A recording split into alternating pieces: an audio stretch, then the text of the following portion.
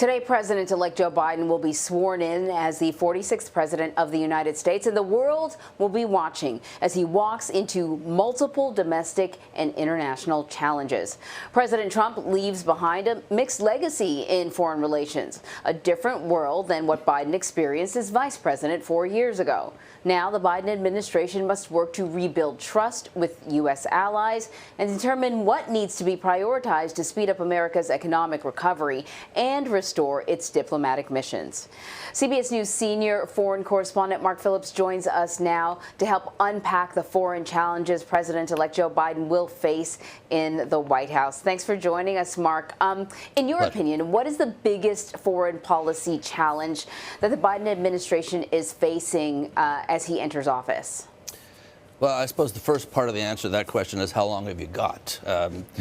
There's no magic switch that has been thrown here that changes all of the difficulties and all of the situations that have been created over the past 4 years.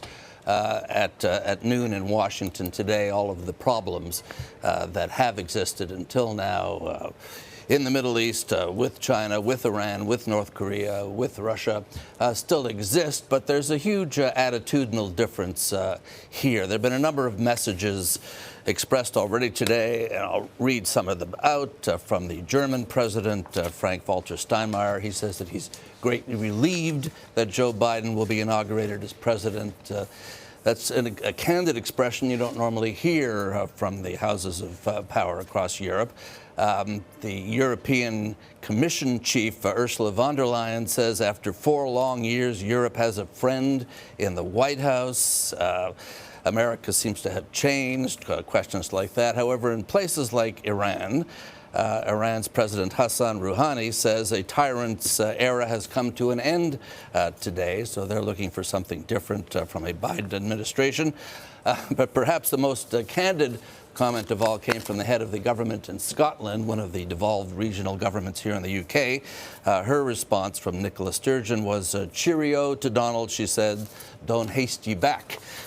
So I think we can take it from that. There's a sense of kind of general relief that at least the uncertainties and the bumpy ride that both allies and adversaries have experienced over the past 4 years might come to an end. But there's also a pretty widespread understanding that this will not be a complete flip-flop in America's attitude, both to its allies and to its adversaries, that there are difficulties of all sorts that still remain. Yes, the Biden administration says it will rejoin the Paris Accords, for example, but what does that mean?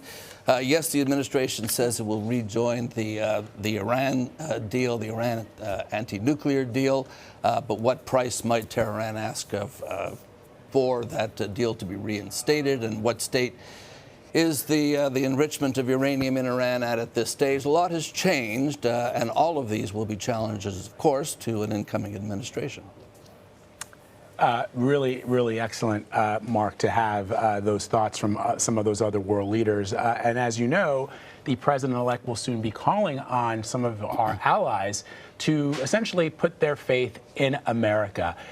I wonder what impact the Trump years have had on America's standing in the world, because the current president, President Trump, until noon, loves to say that that we are respected all over the world since he was elected president of the United States. But you know, we've seen from some of our allies some of the pointed statements that they've made over the course of the last 4 years that don't seem to indicate that. So what is your sense of the Trump years vis-a-vis our allies, and what would the president-elect need to do to either strengthen that relationship or to engage even further than President Trump did?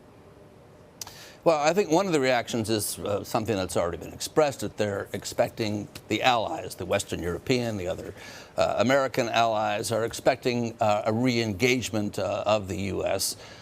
In a more cooperative approach to international problems, whether that be China, whether that be Russia, wherever that comes from.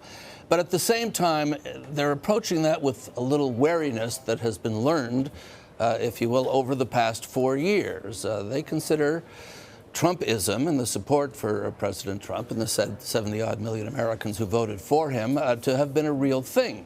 And there is behind every comment welcoming America back into the international fold, to put words in people's mouths, but that's the kind of sentiment you hear, is a worry that America has demonstrated over these past 4 years a quite happy willingness to be outside of the international fold, and that there is great support in the U.S. for the kind of America Firstism that Donald Trump represented, and there's a fear and a wonder whether this next administration, these next 4 years, will be a reversion to the kind of 7 decades long relationship that the Allies have had with the U.S. since the Second World War, or whether the last 4 years are an indication of the kind of bumpy ride that the future holds as well, and that the next Donald Trump, or the same Donald Trump, might in fact be back. So I think you're looking at a welcoming of all of the noises that have come out of Washington, but you're also looking at a certain wariness on behalf of the Allies as to what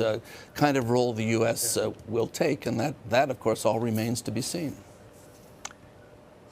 Just to let the audience know, now we flipped. We were looking, we were showing some images just outside of St. Matthew's Church. It looks like somebody had fallen down the steps there, where the president-elect was attending Mass this morning. He had invited Mitch McConnell and his family, and Kevin McCarthy and his family, in, a show of unity, which will be the theme of his inaugural address. In regards to sort of foreign policy, the Trump administration was unconventional in many ways, and certainly, many critics would say made some foreign policy missteps. It puts the Biden administration in an interesting position. You have all these sanctions in Iran. You have, an administration pulling out of agreements.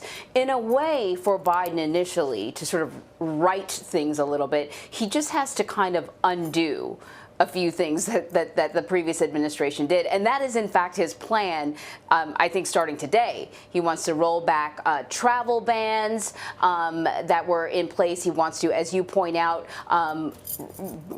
put America back into the Paris Climate Agreement. Will simply just sort of rolling back some of the things that the Trump administration implemented, will that be good enough to help to restore America's credibility on the world stage? Well, it's a start, I think. And it remains to be seen. All of this assumes that the situations remain static, and they don't remain static. We're anticipating some sort of negotiation with Iran as to what, as you say, there are sanctions in place, as to what gets lifted, what kind of guarantees there will be, whether the agreement can be expanded beyond the pure nuclear and into Iran's influence on what the West would describe as disruptive, even terrorist influences in the Middle East and around the world. These are, again, it's not just flipping a switch and putting things back the way they were, because the world has changed in the meantime.